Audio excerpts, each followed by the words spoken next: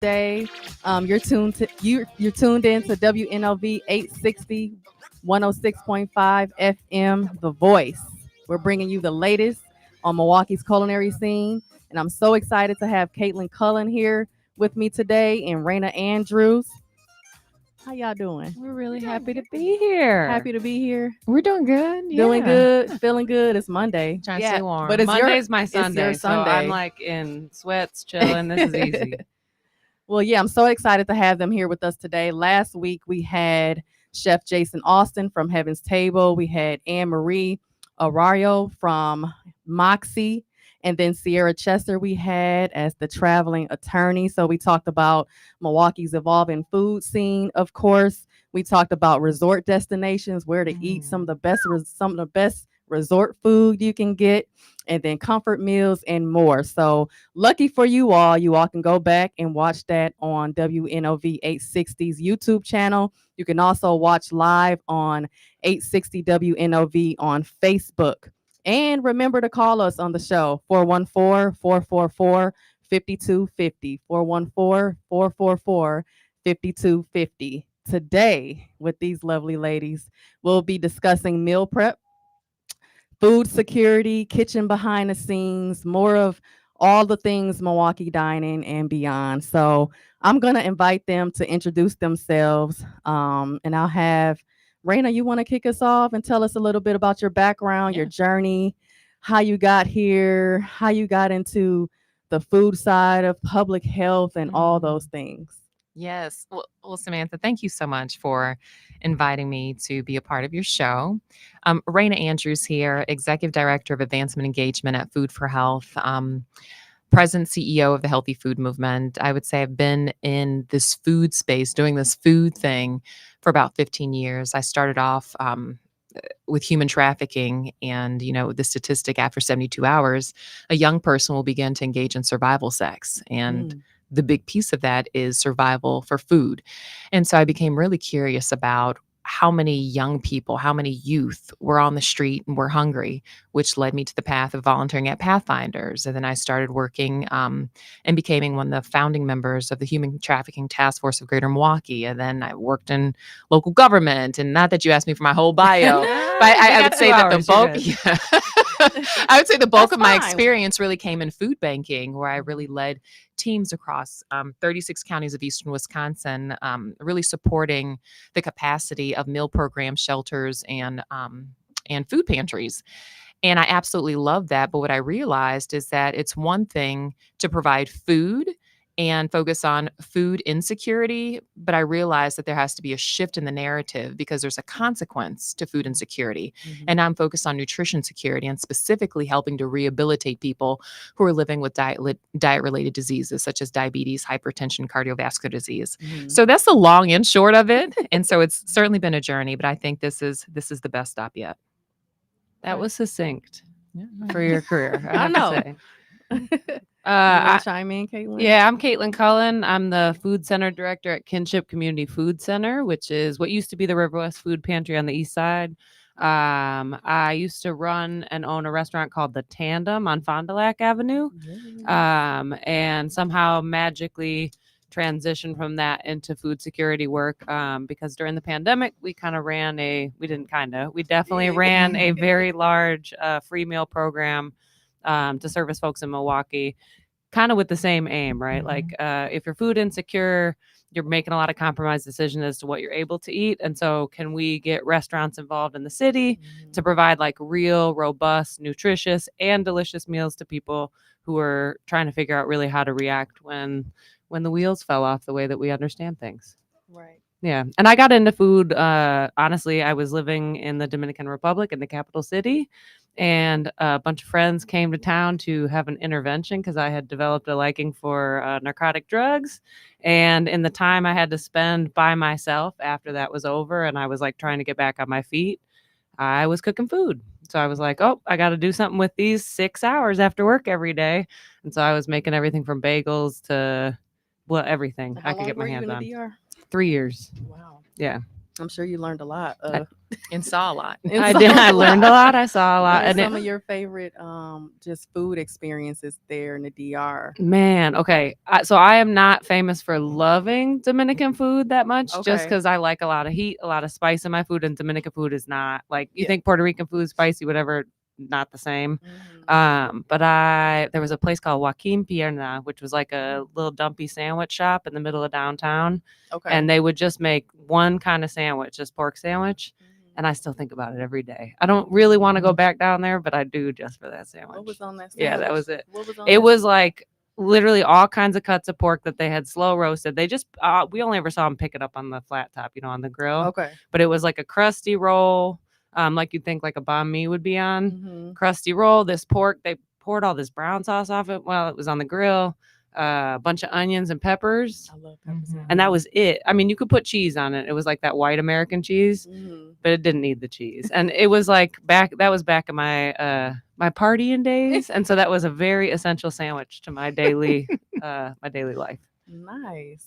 Raina, I want to go back to a little bit of what inspired your passion for food insecurity, public health, and culinary in general. Because you cook. Do you cook at home? I do cook. Yeah. I Are you better. still vegan? No. No. So that's a whole nother story in itself. I've come to terms that I require protein Okay. of the animal kind. Of the animal kind. Yes. So really why I or how I transitioned into public health is being a mom and looking at our food sources, our food choices, and with childhood obesity being on the rise and at an all-time high, I know that obesity is a gateway for other chronic diseases. Mhm. The number of children with diabetes, type 2 diabetes, is alarming. Mm-hmm. And Wow. so, with me being a parent, I wanted to jump in front of it. And I started with my first book, Alex McGreen and the Tale of the Mysterious Scale. And that was inspired. I was I was the founding board chair of Show us the Milwaukee. cover. They watching. They Can they watching see? live. Where Yeah. is it? Oh, hey. Oh, the filter's on. Okay. So thanks for letting us know, Sam. Alex did. McGreen and the Tale of the Mysterious. You sure did. Alex McGreen and the Tale of the Mysterious Scale. And while I was at the food bank, we would go to community health fairs, and I would bring like cabbage and spinach and all kinds of fruits and vegetables, and then we'd have like the sugary cereals and things like that. So basically perishable items and fresh items. And I noticed that they were walking right past it. They didn't want anything to do with the fresh fruits and vegetables. And so I brought a blender one time and started letting the kids put some fresh fruit in a blender and made some really cool smoothies. And it's like, wow, I think I'm onto something. It's like maybe we can inspire a next generation by gamifying it, making it fun. And so when I was pregnant with my son, I wrote Alex McGreen and the Tale of Mysterious Kale, which is about a 10-year-old girl who saves her fifth grade science class with kale, where she and her grandfather develop a grow machine, like a vertical garden in their basement, and has an explosion of kale. So they make kale cookies, kale chips, and kale smoothies and go kale crazy. So the first book is about growing and owning your own food source. The second book is about selling it. So youth entrepreneurship, Yeah. how to market yourself, don't give up. Things are going to get difficult, and how to persevere. And so it's really cool when I go to schools. I have this blender bike like on the back of the back of the book. I did something like with a local children's bookstore where I brought it in. Kids made smoothies and they went crazy over it. So Wait, there's an actual blender bike? yeah, there's a blender I bike. didn't know Yeah, this. yeah. And what is a kale cookie? So a kale cookie, I actually have the recipe for it, and it's in Okay. the back of the book. You got to get the Alex McGreen and the Bok Choy Boys book. Okay. But it's where you take kale that you freeze, and when you freeze it, you can crumble it up really fine without all the liquids coming out. And we have chocolate chips, and I use like a regular, I'm not going to tell you all the ingredients, cookie mix, and you bake them, and they taste just like chocolate chip cookies, but you infuse just enough vegetables that the kids don't even know. I mean, running a Really? community food center, like my job is literally in my description to figure out ways to put kale into stuff, but Well, we I have gotta make never, some. I We have gotta never make some kale over. cookied, so we're gonna have to do it. So thinking about some of those challenges and those things that you just mentioned, what are other challenges that Milwaukee faces around public health? Anything that comes to mind that either of you are working on specifically, or combating or partnering with any organizations, any local organizations in the community? I would first talk about the problem by saying that preventable disease causes 35% of deaths in Wisconsin annually and is the leading cause of death in the state. Mhm. So when you think about the opioid crisis, when you think about domestic violence, when you think of gun violence, to think that our diet is killing us the most, like that should be a wake up call. And I don't think enough people know that.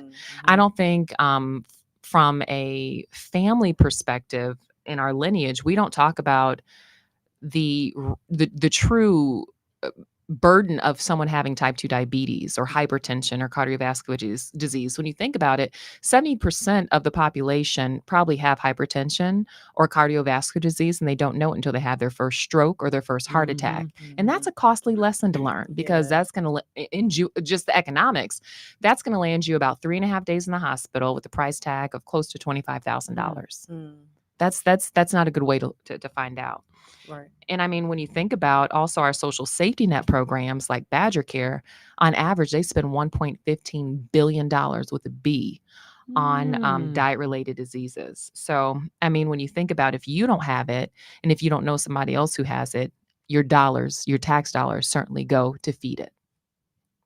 So from a public health concern, I would say that's one of the biggest issues. And when you think about our most vulnerable, those communities that have been disinvested in, I don't want to call it low income, but I truly believe disinvested in, the problem's even worse, where they are 4 times more likely to be nutrition insecure and to develop some type of diet-related disease, and they can't afford the medical bills that result from it. So talk about that vicious cycle. Yeah, when we're talking about, disinvested communities, at Kinship, our food center has like over 70% of our households have somebody in the household who has either some sort of diabetes type 1 or type 2 or has cardiovascular issues.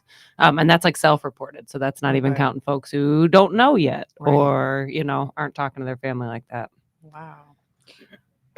What organizations, Raina, is Food for Health? Are you all partnering with anyone specifically in the community?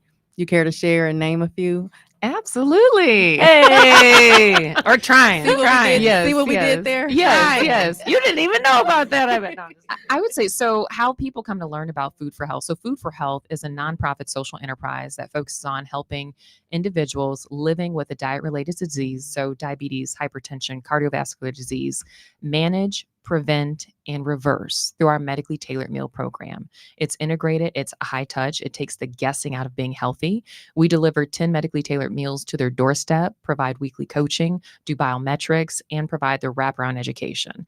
And so all the barriers you can think about someone being healthy, we help remove those. And so we have traditionally partnered with healthcare organizations like Ascension and and insurers like iCare, Humana, Common Ground Healthcare Cooperative. And we realized that to get our most vulnerable, our uninsured, underinsured, we have to move to our community-based organizations really doing the work. So our organizations and our partners like Kinship. And so what we're looking at is piloting a healthy food pantry model where they're not just your traditional food pantry, they are a resource center. I'm talking about from workforce development. I don't want to steal your thunder. You can talk about what you do. I have to talk about this a lot. Go. They provide a sense of community, education around the foods that they offer. They provide like full line groceries to where individuals don't actually have a choice in what they eat. So it's not that they can just come once a month. You're hungry more than once a month. They can come as long as they need it. And so we're looking at ours as a medical intervention. So if you have a client and if you're self-diagnosing already, if you have diabetes or hypertension, you need some additional support, you continue providing your support. Together, we'll develop a wraparound community. We'll deploy our intervention to help them manage and reverse it, and then they can pay it forward. Because through our program, being a nonprofit, we're not a revolving door. We support people to transition to a point of self-reliance. And that's exactly what we're looking to do through the Food for Health and Kinship partnership. Yeah. And I mean, with something like that too, like we have really long-standing relationships with folks in the food center. And so while this is an awesome idea on its own, when you're just knocking on random doors and saying like, hey, I got a great idea. I could help you control your blood sugar levels or whatever you're going after. It's a lot easier to have somebody standing there with you who knows you, right? Because I will also say in disinvested communities and a lot at the food center, we get a lot of well-meaning organizations who want to come in, who want to help out, who want to aid people in all the ways that they need to be aided. But that becomes its own revolving door sometimes. And I'm not saying that about most of our partners, but people are used to being talked to about stuff or approached about being helped, and often without like a trusted person in that corner, Right. it's a lot less effective. Oh, this is just another nonprofit that wants to come through and help me with my diabetes. Cool. Right. They want to know that it's legit. And so offering that like hand-to-hand, person-to-person contact through kinship, I think hopefully will make it successful. Yeah. What does the Absolutely. timeline for this look like? We're looking at this spring. Right now, we're Okay. currently looking for funding to sponsor our pilot. Okay. Nice. I love this. It's the beginning It is stages, the beginning. but we're So- trying. You have a question? Yeah, I just wanted I could chime in on y'all conversation. Please. Yeah, absolutely. I want to know, how would you tell signs of diabetes? Oh, usually you have, if you're experiencing dehydration, cravings of sugar, if you're feeling faint, if you have headaches, if you're feeling lethargic and sluggish. And those can all match with all kinds of other stuff too. But that's right. a ID for hypertension. yeah, that's as well. but it's also knowing like your body and yourself, right? So Mhm. if you're eating, my wife right now is on this thing where she's like, I'm not eating anything I can't Mhm. pronounce. And you have no idea how hard this is. And she came for seed oils. I don't really know the Mhm. science on that, but I was like, I can't help you with this. Like I need, Yeah. I gotta like be able to use canola oil and stuff. But Mhm. yeah, like if you know your diet, right? If a lot of times your food's coming out of a package or it's coming from not even fast food, just like a restaurant, a lot of times there's all kinds of garbage in that. Mhm.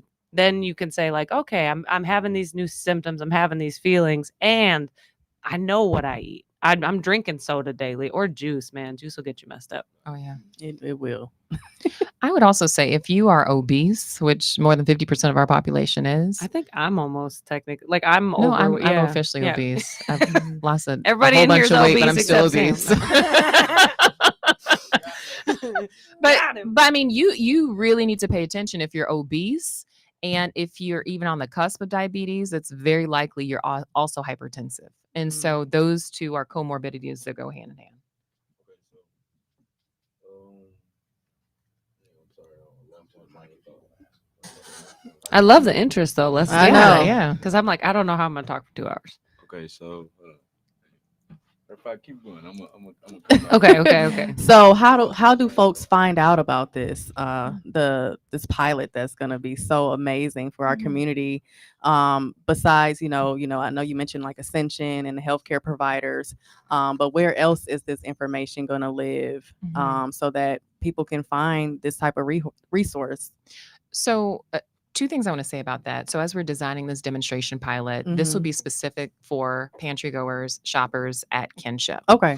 And so Got it's a demonstration pilot to demonstrate that medically tailored meals and wraparound services can truly support an individual in managing, reversing, and preventing their diet-related disease. Okay. This serves two purposes. One is to support the individual, but also to provide evidence for systems change, because what we're also going after is to change policy.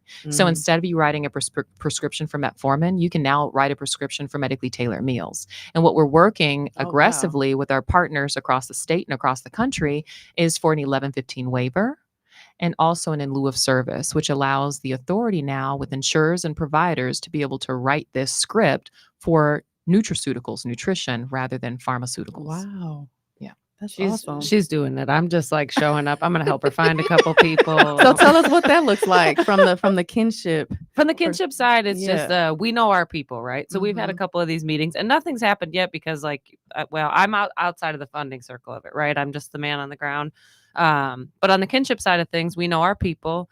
We know who might be most successful in this, and we also know who might need like the most support to be successful in this. So doing a true test or a true pilot where you can see like, all right, what's the shortcoming? So we've talked a lot about this, but like I got a lot of folks 55 plus, they're on their social security, that's it, you know what I mean, or they're on fixed income, they are not working anymore, they live alone a lot of times, there's nobody else in the house. That's an easy sell, right? You should drop those meals off every week, they eat them, cool.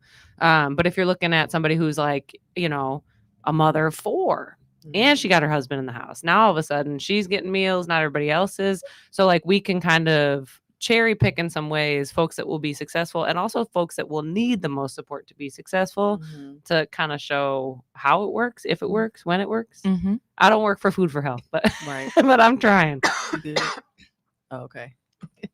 Well, I'm so excited to hear about this. And I want to piggyback a little bit, or I guess backtrack a little bit and talk about, you know, how the tandem and your culinary background plays a role in your position now at Kinship and what that experience did for you as a whole. You want to share a little bit about that? Yeah, I think it just made for a very easy transition from the work I was doing at the restaurant to the work I'm doing at the food center. Just in that, I don't know, like I know how to make a really nice meal out of whatever's left in the drawer in the fridge. You know what I Okay. mean? Like Mhm. I know, people call it struggle meal or whatever, but you're looking around and you're like, I got a bag of rice, Mhm. I got one pepper that's about to die, and some ground beef in the freezer. What am I gonna Sounds do? like me before I got here. That's me every night.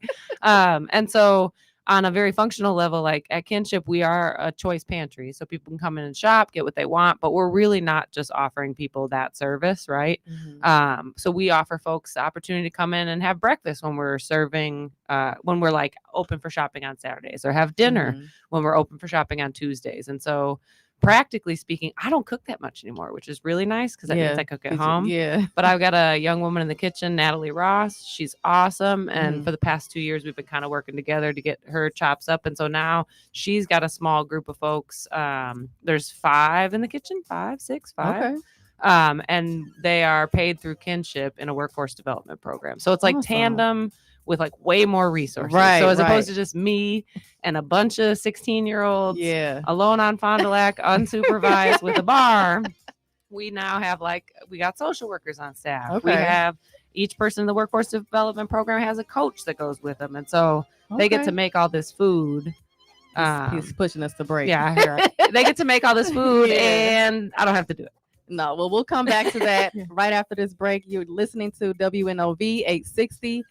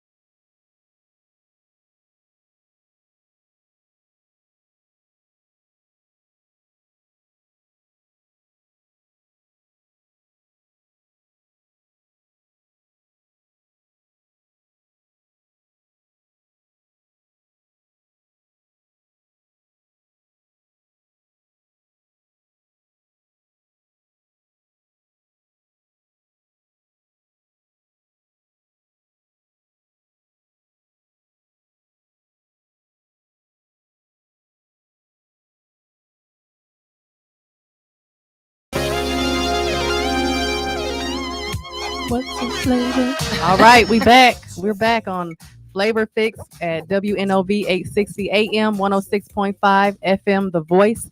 I have Caitlin Cullen here and Raina Andrews, and we've been talking all things food, security, insecurity, public health, and all the things. So we have a question. from Carvey. You want to ask? Okay, so I just want to ask because I know it's people out there like me, where you just eat and don't care about seeing a doctor too often. So I want to know how often should you go to the doctor once you consume all those sweets and goodies? Who wants to answer that one? I'll answer Raina. that. I'll answer that one, I'm not and y'all add qualified. in. Everyone should see a doctor at least once a year for preventative measure. And I'd even add in that you should see your dentist at least twice a year for cleanings, Mhm. okay, for those exams. I would also say you should really be mindful about what you eat because our diet can either be life-giving or life-threatening. And there's a tipping Mhm. point. As a young person, and as Caitlin said during break, you look pretty active. Are you physically fit? Do you Facts. keep it moving? Yeah. Basketball.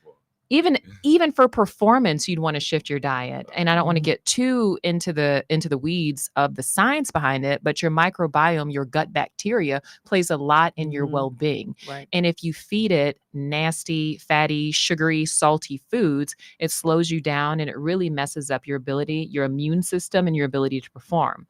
Now, when you eat the good food like fibrous foods like dark leafy vegetables, that's really going to take your game to the next level if you can incorporate that in lean proteins. I'm not a scientist, I'm not a registered dietitian, nutritionist, but these are things that I've come to know by working for Food for Health and having my own personal coach that I Mhm. see on a weekly basis. I will also say, though, it is never too late to start that journey. I mean, there are points at which it feels a little too late, but you're young. Like, for the past 10 years, up until about a year and a half ago, 2 years ago, I think I just like drank beer and ate frozen pizza as my entire diet.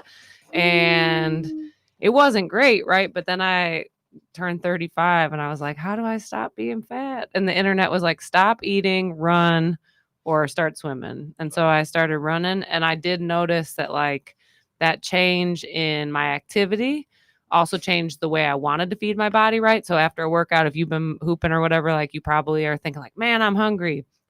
I started putting just different stuff in my body. So I go on a run in the morning, and instead I'd have like I know it sounds boring, but it's good, like a whole grain bagel, some cottage cheese, some berries. Fresh berries always taste good, even if you got a sweet tooth. And Rainberries. I that love really, blueberries. yeah, Oh I yeah, love them blueberries all. are great. I'm a raspberry woman because I like a regular bowel movement, and if you eat a pint of raspberries every day, it's over. You took care of it. You're It's- good. it's- You you're can skip done. the It's kale what if you want to. And so I would say that like try and introduce these things in. So if you're still Mhm. gonna go, I love McDonald's. I love a Big Mac. If you're still gonna get a Big Mac, also try in the morning to throw something else in there. You'll Mhm. notice your body start to crave the food that's actually giving you the proper nutrition above and beyond the stuff that is like created to make you want it. And then we have smart snacks. Oh, let me take a Yes. little While we're on the bite. Let me subject take a of little bite. replacing Yes. junk food, You guys want while a we're little on the bit? subject, Raina brought us some smart snacks, Spice pretzel mix. spice pretzel nut mix, making the Okay. best choice the easiest choice. Absolutely. You want to tell us about this? Absolutely. So this Smart Snacks line is a part of our vending line at Food for Health, where we have our program for low-income populations, but we also have it for employers. And the reason why is that 87% of employers believe the cost of providing health benefits will become unsustainable in the next 5 to 10 years. Think about how much insurance premiums have skyrocketed across Right. the board. And it's certainly burdening employees, where 75% of workers report facing health challenges outside of work. If we're unproductive, that means we can't come to work. That means that we can't move the business forward. And so we created these as a way of, you want some? All right. We created He's like, everybody eat this one. smart snacking vending line as a healthier alternative. So we have these really cool interactive vending machines where it's stocked with these products that we make at our food production facility right there on Bell Phillips and Brown Street, right Okay. here in the Halyard Park neighborhood. And people can choose from fresh fruits, sliced vegetables, and like a little crudité with dip, full on salads, ready to heat meals. And so it's really alternative. It's really an alternative to the traditional vending line of the candy and the chips and the things that make you sluggish. So like I just said, there are two types of foods. There's foods that encourage and that give you vitality, and there's foods that discourage and create disease and sluggishness. And so this is certainly an alternative. And if you're interested, I'd love for you to visit foodforhealth.org, and you can reach out to me, and I'd love to introduce you to more if you're an employer. I'm gonna need more of these snacks because last night I faded an entire Detroit style they're pizza. good, right? Wow. So can we just? See? They're See, good. now They're you just healthy. Got some Replace making the up to do. potato Yeah. chips or This is all I the can eat junk today. food with something like this, and help How balance out. How cost effective are they? So it's very cost effective. When you think about a bag like this from our vending machine, it really ranges because our employer subsidizes this. So Mhm. at our office, we don't even pay for this. It's free. But Mm. at some employers, they can subsidize it to where foods to encourage, they could be $1, they could be $2, they could be $3, whatever the employer sets as a way to create a culture of health, to incentivize healthy Mm. eating. I love it. Yeah. We need to talk to Mary Ellen about all those junk food she's got out there. Maybe we can get some smart snacks. in I'm here. glad I these like were that. here, man, because I Me saw the too. Chex Mix out there and I was about to go grab a bag, and then she brought this, and I was like, woohoo! Healthy save. choices, providing Save. alternatives. Thank you for bringing us a snack. This is perfect. It has a little spice kick to it. Mhm. I like that. Low calorie, you get a lot of Mhm. protein from the nuts. Yep. Mhm. Sweet Right? and It's like a spicy, party in your yeah. mouth. Yeah. That's good. So I want to shift a little bit and talk about some meal prep and meal planning, and those quick and easy meals for the folks that are on the go, the folks with families. They're feeding families of 4 and 6, and what are some ways they can do that, on a budget and, I guess on less time. I'm coming from the community food center, food pantry perspective. And Mhm. so my thing, whenever anyone starts shopping with us, the first thing I say is look, don't go use your stamps right now. Come here, get the baseline. We got meat, we got eggs, we got cheese, we got fresh produce, we got Mhm. canned goods if you need them. Kind of shopping smarter, especially if you're short on cash or short on time, is helpful. So when I go grocery shopping, I go 3 places because I'm not playing with if I eat raspberries like that, I'm not playing with $6 raspberries. Hello. Mhm. And so I do a little circuit. But I only go grocery shopping once a week. I might Mhm. stop on the way home from work to grab something. Yeah. I'm curious, where do you go? Where do you go grocery shopping? So I start at Cermak Mm-hmm. because Cermak for produce is great. And my diet is in our household is mostly fruits and veggies. So Okay. you can get all kinds of crazy stuff at Cermak that you wouldn't be able to get at a grocery store. No shade against other grocery stores, but if you go in one place to get everything, you're getting ripped off in some department. And so Cermak is super good for produce. They got cheap eggs, and they got nice eggs too. They got local eggs. So that's always that's a starter. Okay. Target next door, and I do not promote grocery shopping entirely at Target, but you go the Target one on next, Miller Parkway. right next Yeah. door. Right. So you just so Yeah. you just pop next door and you grab the bougie stuff. So my wife likes, the Killer Dave's seeded bread or whatever. Mhm. If you're going for your fancy jarred pasta sauce, like the Rao's or Rao's, however you say that, that's always going to be cheaper at a place where they're trying to get you to grab that and then get the rest of your dinner there. So I don't mess with that. But shelf stable stuff at Target is actually pretty cheap. Okay.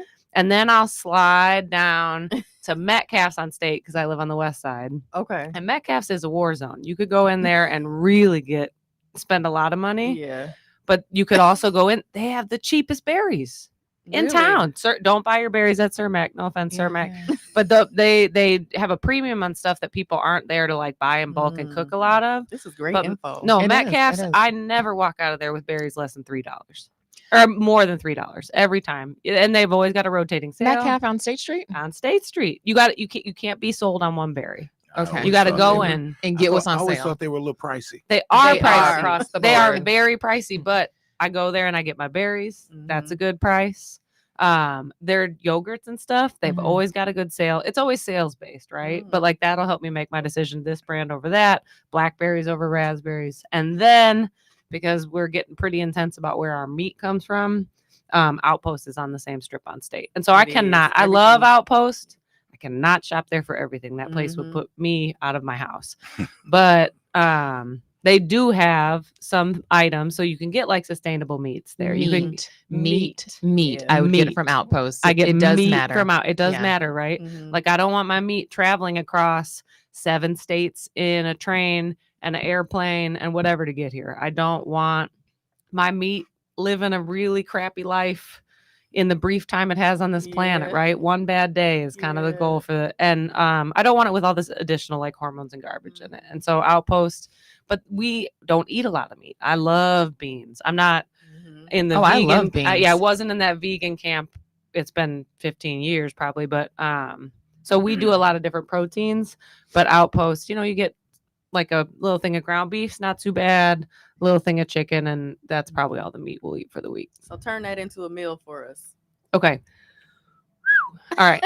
So I was You like, go, then I want to share what I do to meal Yeah. plan for family. because you have a but go child. ahead. Yeah, you have a, Yeah. yeah. Okay. And it's just me and my wife, although we always have people in and out of the house. Yeah. And we need all Yeah, perspectives. 2-3 days a week there's somebody over, we're feeding. So I tend to try and make something for dinner every time we make it for 4 people, even though it's just the 2 of us, because then Mhm. that takes care of lunch for 2 of us Mhm. another day in the week. Yeah. And the stuff I keep in the house, I just try and keep it really versatile. Wait, is everybody here like pro leftovers? Oh, absolutely. Yeah.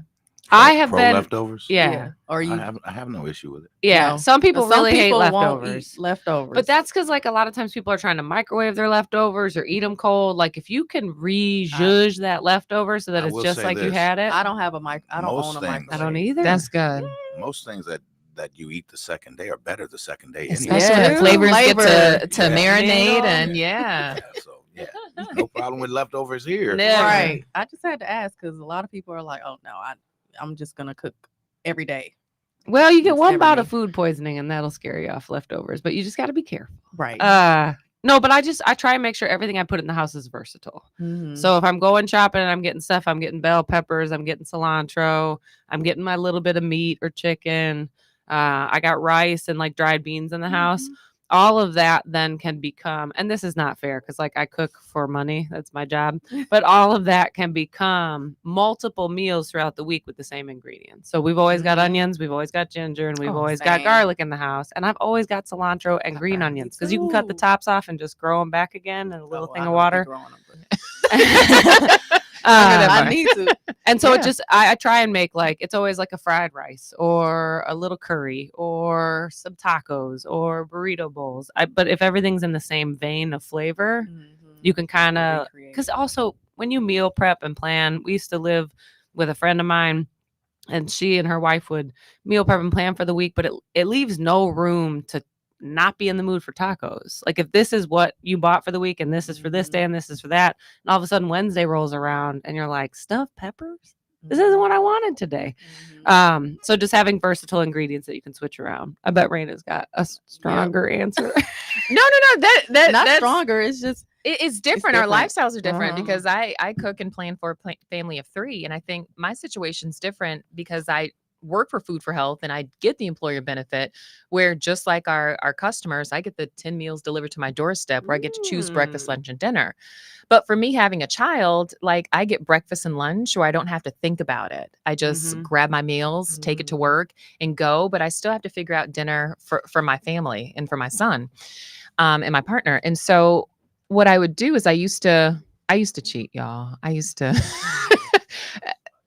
go to what is this place on North Avenue? Beans and Barley, like after hours before they Mm. shut down and get like a whole bunch of their food. oh, And I mean, because like Put it on fraction a of the plate. price. Yeah. And so that would be like leftovers and that would be our food. Beans and Or Barley's I'd go to good. Metro Market and I'd get like the bulk food and let him choose from it. And then that just got really expensive. And statistically, why that's not a good idea, nothing against them, is that when you go out to eat so much, you put yourself at risk of increased risk of food poisoning because on average your food is touched 42 different times. Like Caitlin was saying, from the transportation to the handling to the reheating to the packaging, 42 times Wow. exposure for some type of contamination or cross contamination. So what I do now is that I discovered a service called Every Plate. So I do my my healthy meals with my workplace for breakfast and lunch.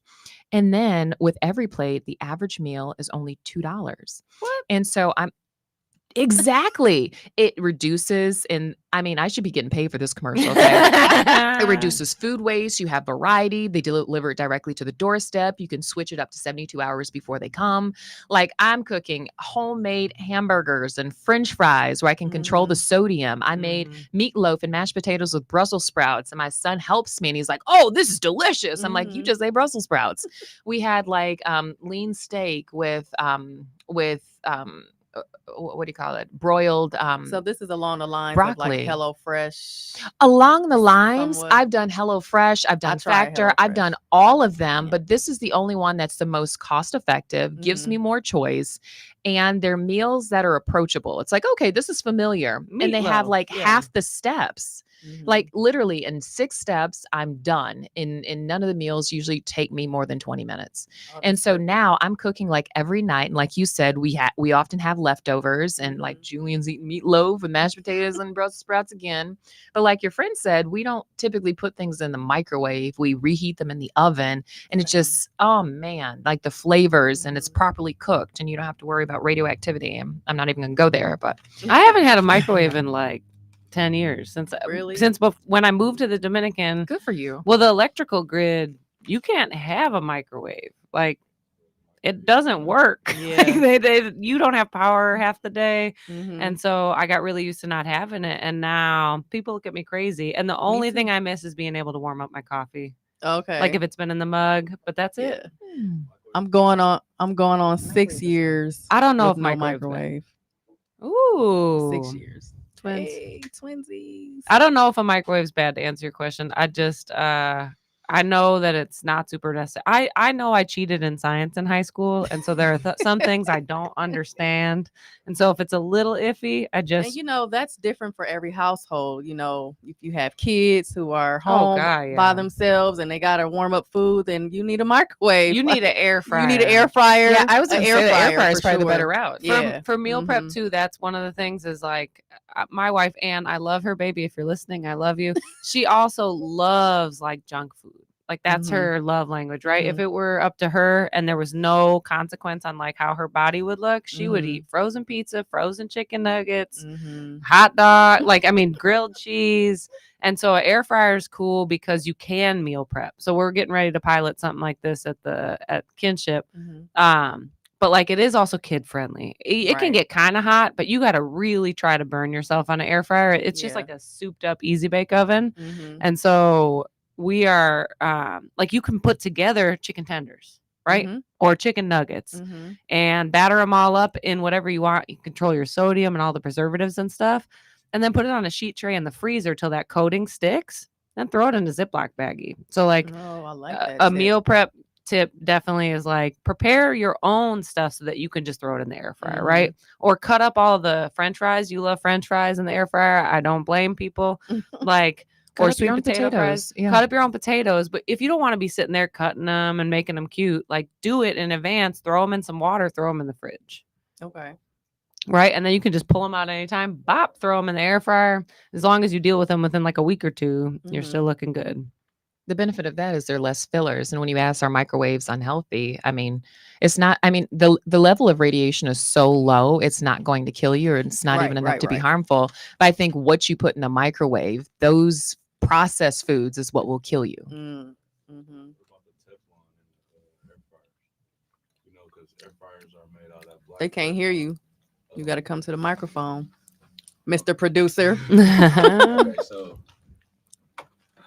I brought up the Teflon that's being used to make the air fryers. I don't know if y'all know what that is, but So if it gets like if Scratch. Teflon gets Mhm. scratched up, then it can cause you trouble. Fact. Same with like a nonstick pan. Fact. But as long as you're not, I mean, as far as we know, right? Cigarettes weren't going to kill you 100 years ago. So like as far as we know, yeah. But I think as long as if you keep premier air fryer maintenance, like washing that thing with a non-abrasive, making sure you're not cooking stuff on there forever. Truly what it comes down to for me, when you were talking about grabbing food from like beans and barley or like those prepared food things, or the idea of throwing something from a freezer bag into an air fryer, sodium is crazy. Like the amount of As a salt that's preservative, put in yeah. food, it's a preservative, it's a flavor enhancer, right? Even owning a restaurant where we made everything from scratch, that food was salty. You're not supposed to eat that all the time, right? Like, and so I hurt my ankle a couple years back and I got arthritis and everything. And so I noticed salt at 36 in ways I had never noticed before. So if like I said, I faded a Detroit style pizza last night watching the Lions not win. And I woke up this morning creaky. You know what I mean? Because it'll make Makes you it, swell it up, holds water up. retention. Yeah, it holds up the water in your body. You get swollen in spots. And that's, I'm not a nutritionist or a dietitian at all. I just know what makes me feel good and what is generally accepted as like the best way to go about life. And salt's super sneaky. Like I'm looking at this little smart snack thing and I was delighted that this thing has 8% of my daily sodium, right? 170 milligrams in it. If you look at a Gardetto's or a Chex Mix, that's gonna take you out. That's all the salt you need for a day in one of those little pouches. Or even a week, depending on how many you eat. Mhm. I'm talking about the little the snacks. Just like that. We're coming up on the next hour, but I also want to remind our listeners and viewers to call us, chime in, share your tips. You have any meal prepping tips or you have any questions for Caitlin or Raina, call us at 414-444-5250, 414-444-5250. And we'll be back in just a minute.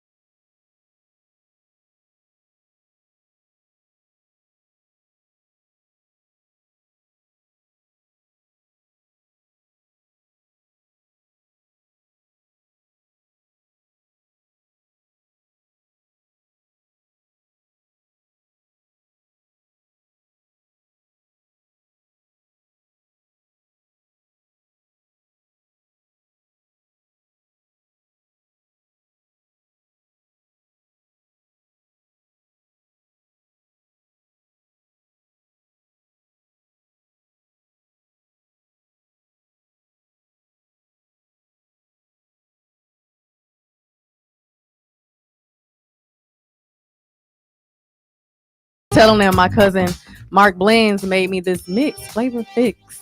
We love it, Mark. Blends. Shout out to Mark. So we were just talking all things meal prep, reheating food. Before we switch to our next topics, I want to ask you all, what are some of your favorite one pot or 30-minute meals? Ooh. What are your go-to? Okay, I'm gonna tell you my easy one because this is my favorite. Okay. It's like a night when I don't know what I'm gonna make. We always got pasta in the house. We always keep that Rouse pasta sauce in the house, and literally just taking that, boiling it up, throwing like when you heat it up again, adding some Parmesan cheese, a little hot sauce, sour cream, so it becomes like a little spicy cream sauce, but like Okay. without being too heavy, and then just like arugula or baby kale or spinach, just something wilted in. It feels like a full meal, and that you can get door to door in like 20 minutes. Yeah. What about you? Mine is Ray? a homemade scratch fettuccine Alfredo. Making your own homemade Ooh. Alfredo sauce. I always have heavy whipping cream. Costco sells it in the half gallon.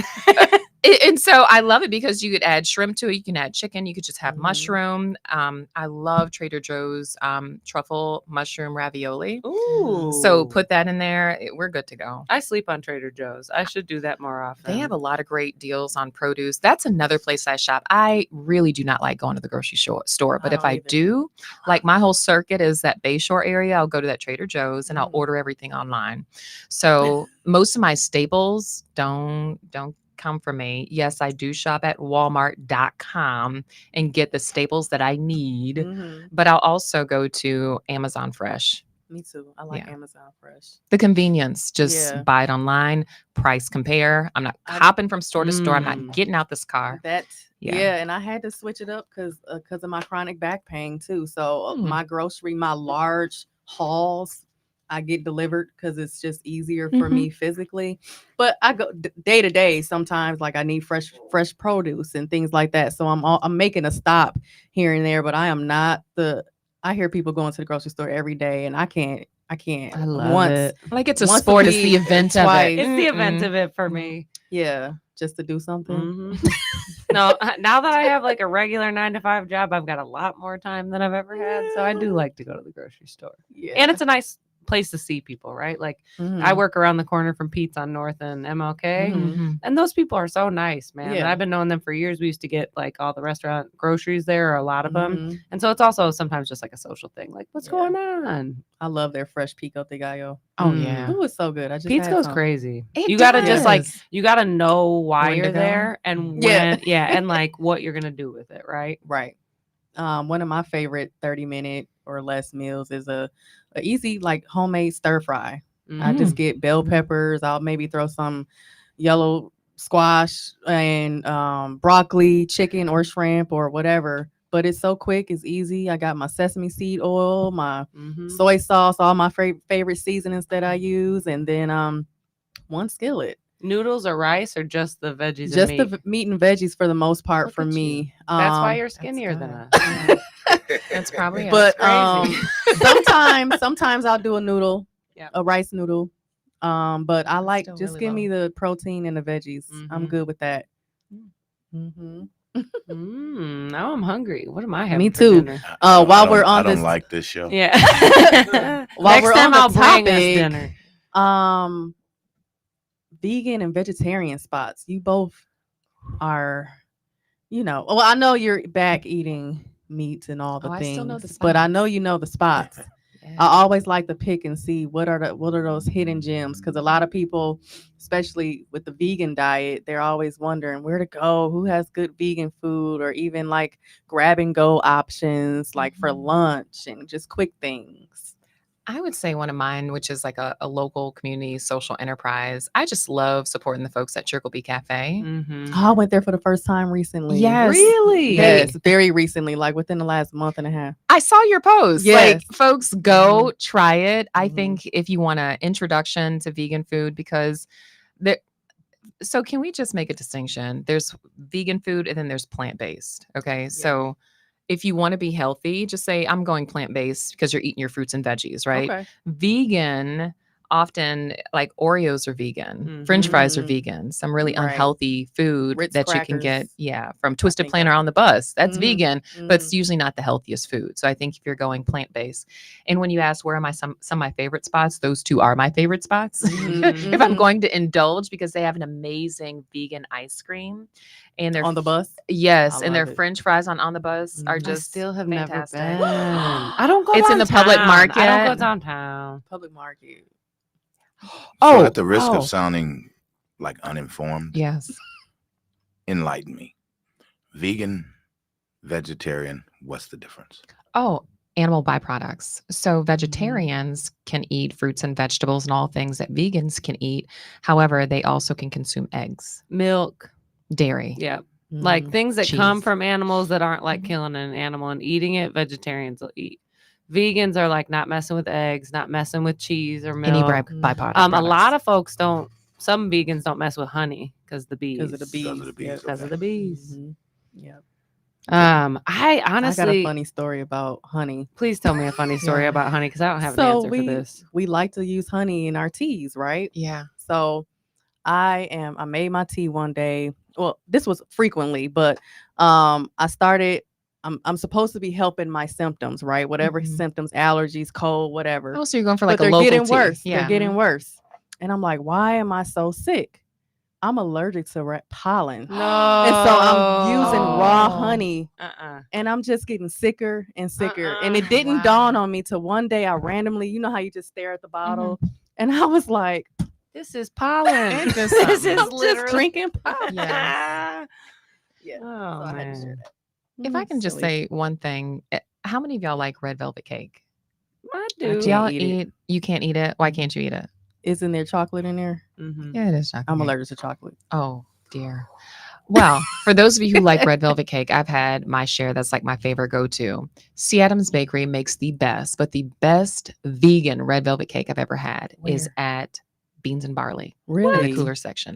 Hands down. It doesn't have like that funny aftertaste. Mhm. It's like made like, I don't know if they use chocolate, like they use like beet juice Mhm. to turn Oh, it red. okay. Hands down, the best red velvet cake I've ever Oh, had. now y'all learned the Ooh. secret spot. Yeah. Beans and barley. You've got to for call the- ahead though, because you don't want to make that trek down North Avenue and it's And it's sold not. out. Sold out, yeah. Oh, yeah. that's yeah. And you didn't help getting the word out that it's the best. Yeah, yeah. So we got beans and barley. Did you drop one? Yeah, I don't know.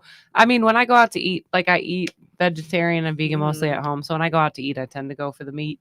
Yeah. Beans is always a great spot for vegan options. Like if you're trying not to walk into a minefield. Mhm. Honestly, both Cafe Corazones have like a pretty strong like vegan Cafe menu. I'd say Corazon. half the menu is vegan, and it's like Mhm. Mexican food is easily adaptable to be vegetarian at the very minimum. Mhm.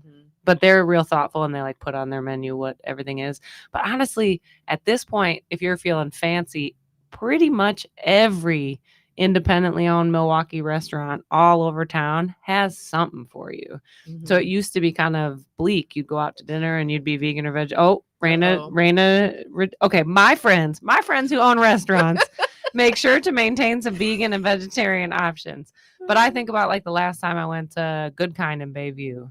And I went with my aunt and uncle were in town, but we were trying to eat a little more vegetable forward. And like a huge portion of that menu was really adaptable. And if it's a nice restaurant or nicer and the chef is like there and involved, they can often scrap something together for you. Raina used to come in and make all kinds of special requests on her lunchtime salad. At It the would be my Tandem. kale salad with toasted almonds. Toasted almonds Yeah. or walnuts. And you would accommodate. And I Every appreciate that. time. Every time. Mhm.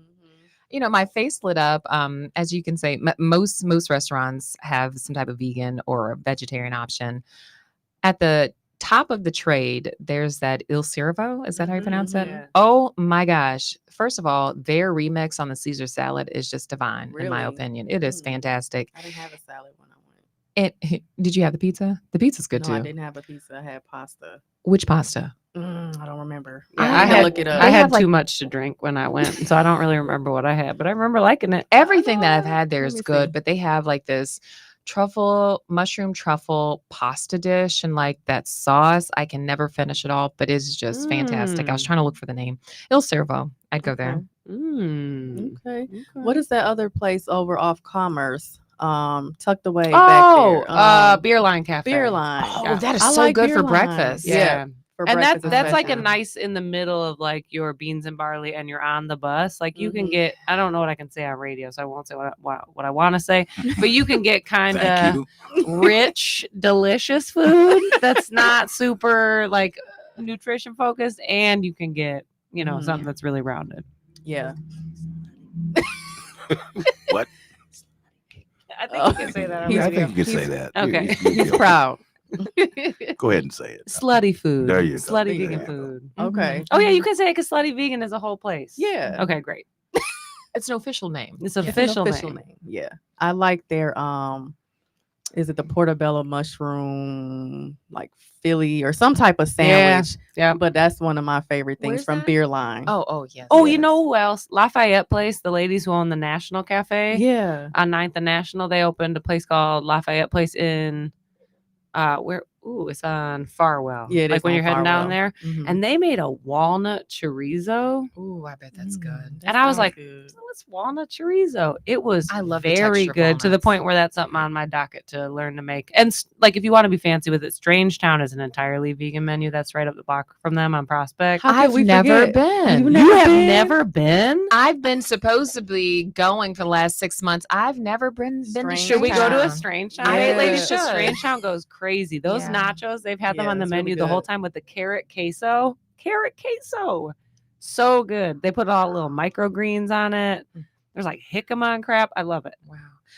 What was that vegan place like right around the corner from Strangetown? What is that? Oh, that was They closed. did Yeah, they close. closed pretty bad too. Yeah. It ended Should we real not talk about I that? don't know. It ended real sloppy. We don't- Uh, we I don't have love to get I into the love details. Facebook stalking drama related to You know what I restaurants heard because about like that? a lot of people talked a lot of mess about my restaurant from time to time, and so every now and then I'll just like look into people's messy Mhm. closures. Mhm. Or there's a couple restaurants I like to look at their Google ratings, like their Google reviews. And just to see. Do you guys just write to Google see. reviews? No. Don't look at my profile because I'll be honest. and I Oh, say, you write them? oh, I do. I do. I But think I've it's written a few mainly on Yelp. I've only written the ones that I really like. It's like, hey, you got to go here for like Okay, a okay, massage. okay. You got to eat at this place and ask for this Oh, person. yeah. And so, like, I'm not going to tear anybody down. Oh, I'm a review lurker. I've Okay. never written a review in my life, but I do love to read them. I really do. Like, there's a couple restaurants in town that are all like 1-star or 5-star reviews. Yeah. Those are the best. Yeah. So I want to shift gears a little bit and go into the kitchen, right? And you've been on both ends of the spectrum, Caitlin. So tell us a little bit about the hierarchy of like from the restaurant to even at the food center. Tell us a little bit what that looks like from a staff and from a role perspective, just so our listeners and viewers can kind of put a picture together and understand how kitchens work and how they Yeah. function and the people who are And how are you addressing retention? that part. I know. I mean, everybody knows that like right now, restaurant retention is pretty hard. Pandemic kind of changed everything for everybody. I think for the better. Like, I don't want to throw my friends in the restaurant industry under the bus, but anybody who walked out of what happened in 2020 and just went back to business as usual, paying people very little bits of money. That's my alarm. I'm sorry. Oh, no worries. It's not gonna stop. But anybody who basically like was like, okay, great, pandemic's over. Mhm. Everybody's going back to making minimum wage plus tips an hour. I think has had a really rude awakening as far as how much they can keep staff around. Thinking about the restaurant, like restaurant versus food center space, the only difference is that it's like not to order. There's something really nice about that. So in the restaurant, you have people walk through the door. They might walk in all at the exact same time, and somehow you have to figure out a way to give them food in a serviceable amount of time, which is something we were not famously good at the Tandem. But that expectation when you're paying someone for food really changes the dynamic of that relationship. So at the food center, it's a lot different because folks are coming in, volunteers, staff, folks who are shopping with us. Is there more grace there? There's not more grace. Like, people will be like, this is bad. And it's like, cool. I'll let the chef know, but there is like a grace to it, right? If we always put out dinner, for example, on Tuesdays by about 3:30. 3:30 is like our drop dead deadline to get it out. If something's not cooking fast enough and it goes out at 4, people are still waiting to shop. Like, you didn't come here just to eat. You came here for something else, and this is like an additional service we're providing, a space for you to hang out. I think that the patience is a lot higher. Like, when we run out of food, we're out of food. And that's just what happens. We make like 250 portions. In a restaurant, you can't run out of food. I mean, you might be able to run out of 1 or 2 menu items if your menu is 15 plus items long, 20 items long. But people get really irritated with that. And so it is this constant like hustle to chase preparing food from scratch to make sure it's ready on time. Like, McDonald's never runs out of food. And so if you're a restaurant and you're trying to compete in the same world, you got to make sure that you have everything you want there. I think also the staffing needs are just lighter. So in a kitchen, you're prepping all your food from scratch. You're bringing in all these raw basic materials, just like we are at Kinship. But you have to just kind of guess at how many people are going to come through. And so anyone who had ever been to the Tandem, as you ladies can both attest, you could be there on a Thursday night and be the only people there. Or you could be there on a Thursday night and the place could be jumping. And so this, like, the amount of loss that's involved, and with a small business, like really trying to not throw anything away, but at the same time always have your menu covered when you don't know if people are coming. I think that's a big change in the food center space that I really love. I don't know. It That seems wasn't like the you've answer gone to your from being question. unpredictable to being able to better forecast Ooh, what the demand would I be. was just Yeah. gonna say that's a really big change in pace. Yeah, well, and we literally have one of those like door clickers, you know what I mean? Where you're like 1, 2, 3. Okay. Tick, tick, tick. And we have someone sitting at the hospitality station every time we're open, kick and along. And so we just kind of watch that trend and know, like, okay, it's been busy, or we're gonna make more food. But we always cook with the goal of running out, right? Like we don't ever want to have anything left. And 250 meals is a lot of meals. So when that's done, you just kind of keep going. I don't know. It's a lot nicer. My blood pressure's down. Yeah. I I sleep. bet. Oh my God. You know, I'm curious. I've noticed since the pandemic that on some of the fancier restaurants that we go to, there's this line item for us to contribute to the benefits of the staff. Is have you seen that? I've seen it. And so I think it's great that they're now offering the wait staff and the culinary team benefits. I honestly feel some kind of way though, because now we're paying for plastic and to-go containers and paying for benefits and paying additional taxes and then paying for inflation. And then like I've paid like 45% more of what my bill was. Maybe I shouldn't be complaining. No, This is you should live. complain. Like this is Like, kind of that my bothers axe to me. grind perennially. Like This is we did the pandemic wrong. Restaurants should have come back and completely flipped the script. Yeah. Everybody's doors were closed. Like you had a chance to be like, okay, let's make this work. And the vast majority of restaurants did evolve, right? Did change, did started offering healthcare, did start salarying workers, did start providing living wage, a lot of them. But the way the industry is designed is razor thin margins that are basically destined to fail if your goal is profit. Yeah. Right. So you can keep a door open for 10, 20, 30 years. But when you close it eventually, what do you walk away with? Right. So you've committed all your time to this space. Like the margins are so terrible. At the Tandem, we would bring in $50,000 a month gross. Right. And we were a terrible business model. I want to underscore that. Like it was really sweet and nice and cute. And like not our turnover You rate led was with your hearts. we led with our hearts, and we got a good accountant to make sure that I didn't commit any crimes. But it's really difficult to run a successful and profitable food-based business because the cost of food is so variable still. We're going to the grocery store every day and seeing the price of something go up and down and up and down. You can't reprint your menus every day. Some places do, right? But so you have these set things. You have an expectation of what food should cost from the consumer side. But if you're truly making all this stuff from scratch, if you're paying your employees a living wage, if they have the option for benefits or for paid time off or for the health insurance, all of that adds up in a way that doesn't add up at McDonald's, that doesn't add up at Chipotle, that doesn't add up even at like larger franchise players because they have purchasing power, right? You know, like Applebee's is a franchise-based thing. A local owner owns that space, but that person gets to buy all their stuff from a corporate entity that has purchasing power that's nationwide. Right. Combined buying power. Yeah. Yeah. If you're in Milwaukee, you're down at the Restaurant Depot, go down to Second and Beecher anytime and you'll see everybody there. Jason, half the time I go, like you'll see everybody there because we don't even have enough cash in our pockets to, and I'm generalizing, some restaurants do really well, but we don't have enough cash in our pockets to maybe even order stuff to have delivered because the pricing's so variable when you get produce delivery. And so you're like, no, I need to go there and decide today, am I going to buy those apples or those apples because the price is different. If they deliver it, that stuff is just the price they deliver it at. I don't get a choice. Yeah.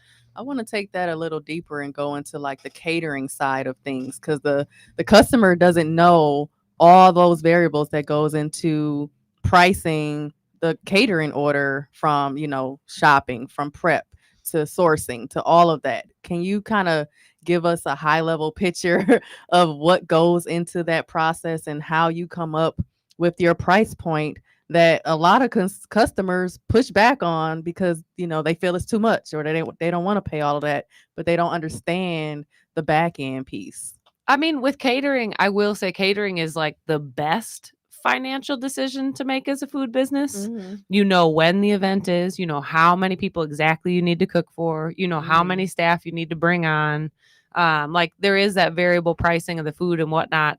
But there's always a buffer built in. Catering menus are more expensive because we don't know how much milk is going to be that week, right? And so you set a pretty standard catering menu. It doesn't fluctuate that much. But truly, catering is not a super high profit margin either. And people get frustrated, I think, because again, we were doing an in-office catering for a group of trainings we were doing. And somebody was like, oh, a volunteer appreciation event. So they wanted to get a catering menu from X, Y, and Z. And so I was like, cool, yeah, talk to Corazon, talk to Paloma, try beans and barley. And he was like, I'm also going to try Cadoba. And I was like, Cadoba's going to undercut the price by a lot, again, because it's that purchasing power. Right. And so there are a lot of national chains that provide catering as well, or Panera, or all those things, which really make it impossible for a local competitor to compete. Right. But so much stuff does go into that. I mean, like if your food is scratch, if there's transportation, even if you think like someone's bringing it and they're putting on those disposable chafing racks, the little wire things with the little gels, those racks are like $5 each. Oh, so there's a cost to $5 each. Everything. Every chafing gel that goes in there is $1.80. You know what I mean? And so like all of that little stuff adds up. We used to just add $1 per silverware. Like if you want fork, knife, spoon, and napkin, that'll run you $1. Because we can buy them in bulk and keep them around. But generally speaking, that stuff's not cheap either.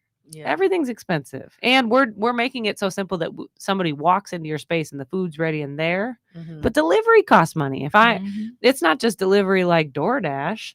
If you're delivering catering, you got to have a vehicle that's big enough to move the catering. You got to have enough bodies to get it in and get it heated up and get it ready on time. It has to be clean and safe. It has to be clean and safe. Those people had to drive across town. You know what I mean? So like a delivery for catering, if DoorDash is a $5 delivery fee, a delivery for catering is offering $40-$50, sometimes $100, depending on what time you're coming from, because that stuff costs money. Can we talk about this in the realm of weddings, right? This is in planning season. So I'm looking at menus at hotels, at individual venues, and like the starting price for like a plated is like, you're lucky if you can get away with $120.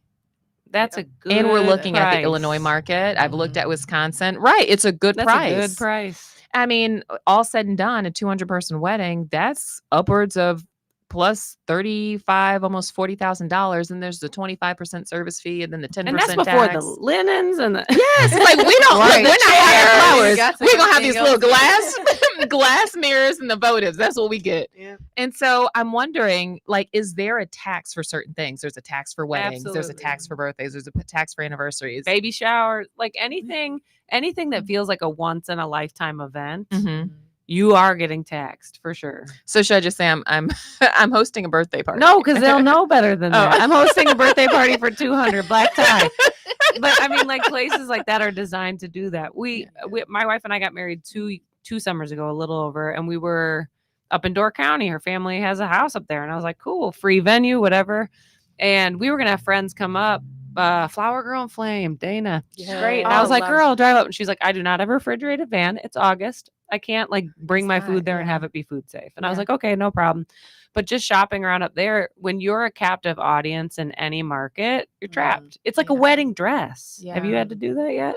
Well, yeah. Stressful. Yeah. And because they know. So unless you're going completely outside of the system to the point where you're just buying a gown, you could buy a designer gown.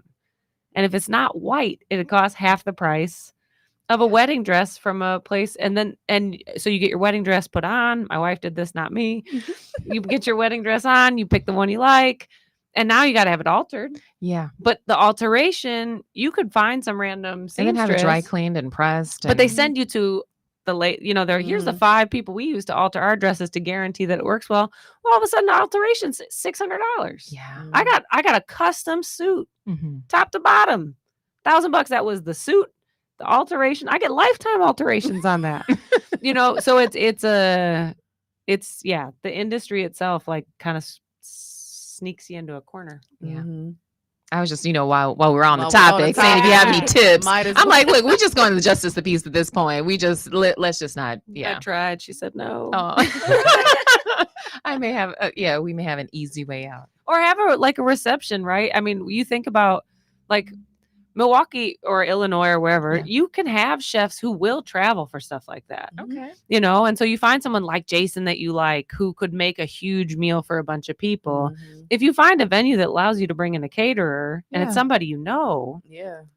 now they're not going to screw you. Yeah. You know what I mean? Mhm. Like Dana was going to do it for a nice price and the venue didn't work. Mhm. But like the problem is a lot of times venues require you to use their people. Yeah. Yeah. Well, that's a really good tip. That's helpful for folks out here who are wondering Mhm. how they're gonna Yep. See. finagle the system. How am I Yeah. gonna get a hookup with the hookup? Just So. rent a shelter at a county park. Oh no! Invite your Oh, best. yeah, those are invite pretty your best nice. barbecue man. Milwaukee Public Call it a day. Milwaukee County Parks is exceptional. Oh my God, Grant Park is absolutely. Yeah. beautiful. Yeah. Down by Yeah. 7 Bridges. Oh, yeah. I think it's $100 for the day. Really? Yep. Pavilion. I looked into it. They getting all the juice, all the tea today. yeah. I love it. I love it. So share one of your most kind of embarrassing moments during a catering or even a food event. Have you had any? Oh my gosh. Here he goes. So, can I say? Okay. Can I say Yes. So the most embarrassing thing is that at Food for Health, we have an awesome community space where we provide cooking classes, fitness classes, Mhm. livestock classes. But we have one of these stove tops that's really high tech, an induction stove where you have to have certain pans. And so we brought in a James Beard award-winning chef. We flew him in from California in partnership with Milwaukee Film. I'm not going to say his name. But we're like, oh, certainly he knows think how I to was use one there. of these things. Yes. And so he was doing a Yeah. demonstration of how to cook some of his signature recipes from his cookbooks. And we had a local chef who was providing samples to the Right, audience. There was like almost 200 people there.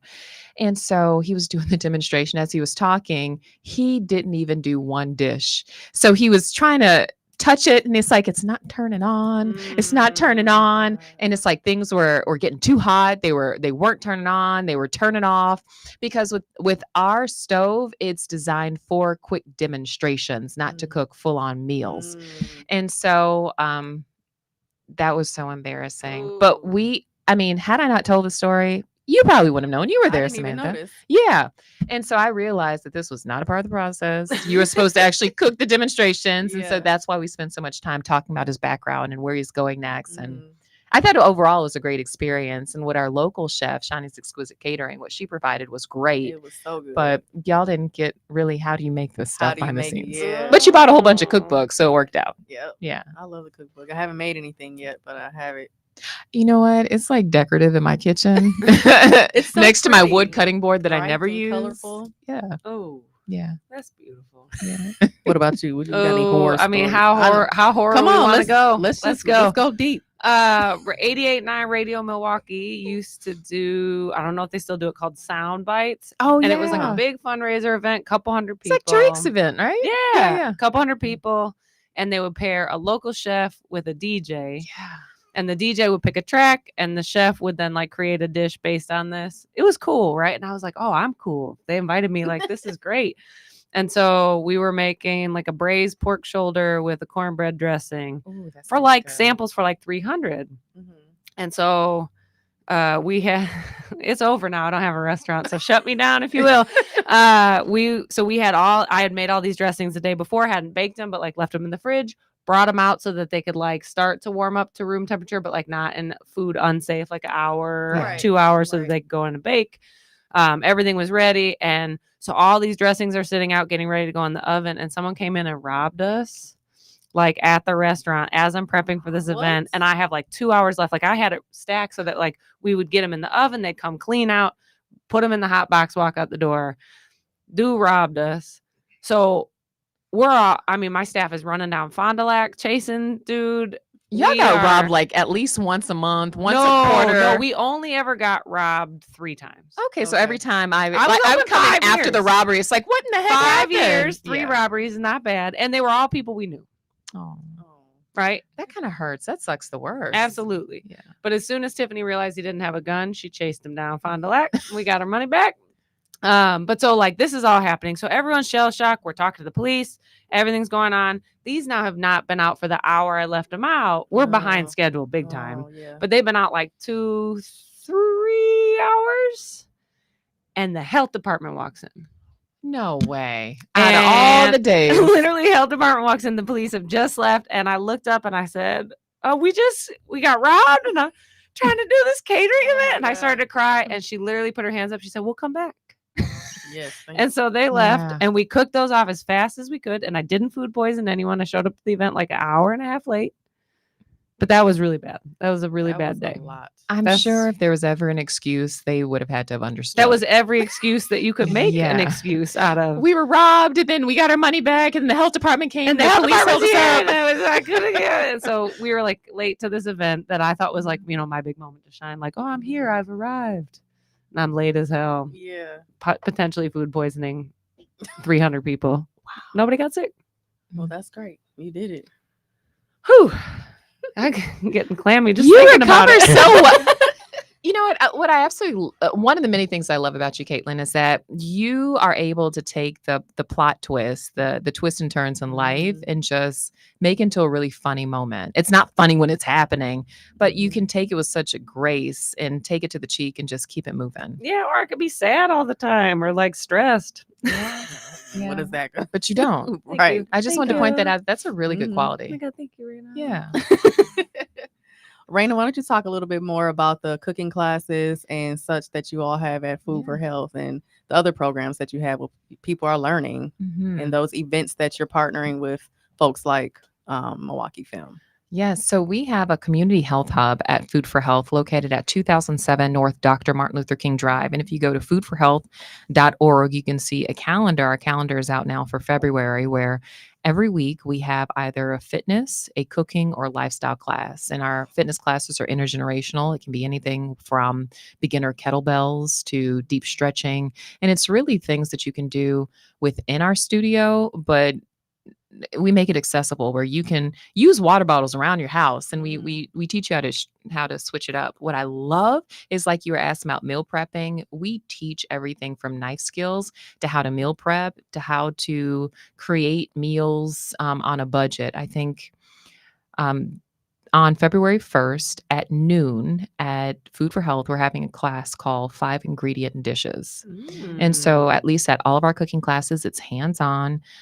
We cook at least 3 recipes. You get to try new foods. Shout out to the Greater Milwaukee Foundation, Kohl's, Hometown, and Outposts being our food sponsor. And so I'd highly encourage for folks to go to foodforhealth.org, and you can register yourself there, or you can just show up. Don't even just bypass the tape.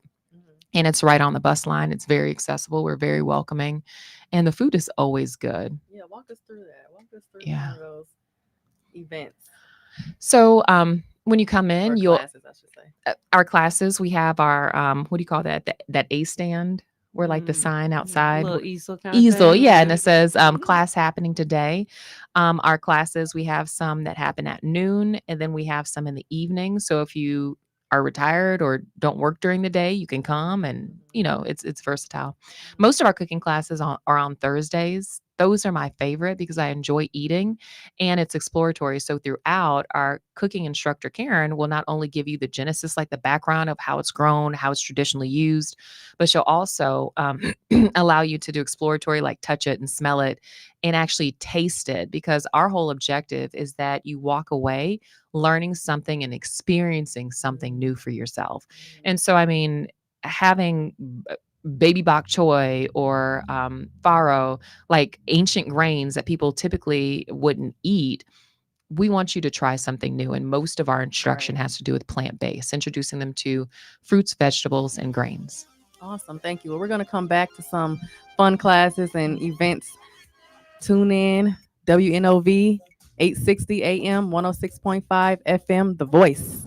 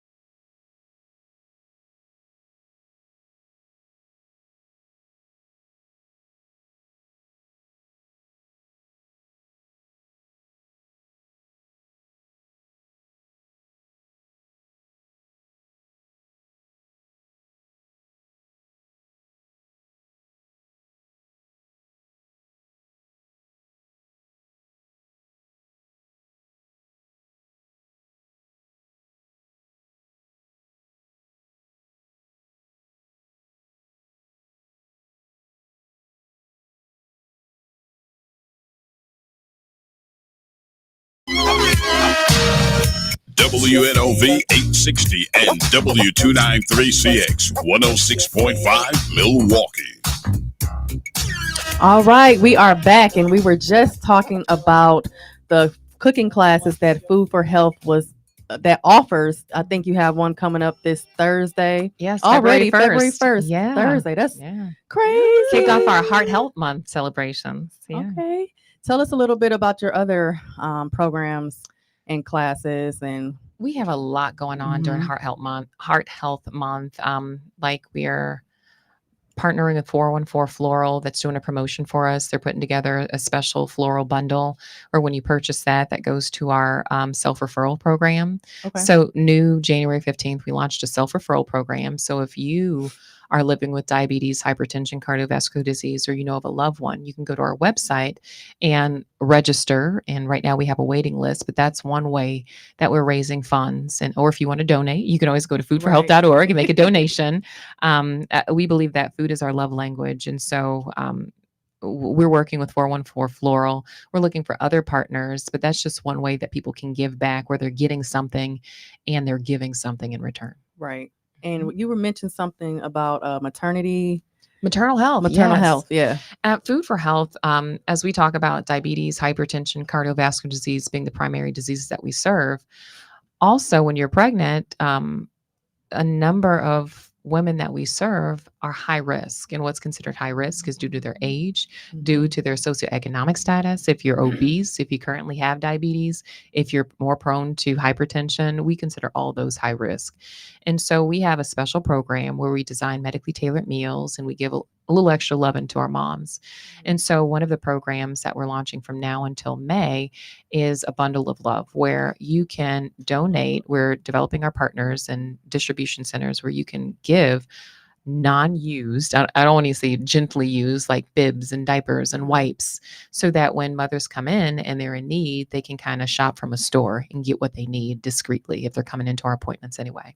But what our maternal health program focuses on is proper weight management during pregnancy and the prevention of gestational diabetes and preeclampsia. And so gestational diabetes is diabetes that's developed during typically your second trimester of pregnancy. And preeclampsia is what develops more like hypertension during pregnancy. Okay. Both are very dangerous. I think gestational diabetes, if you develop it during pregnancy, you're at higher risk of developing it once you give birth.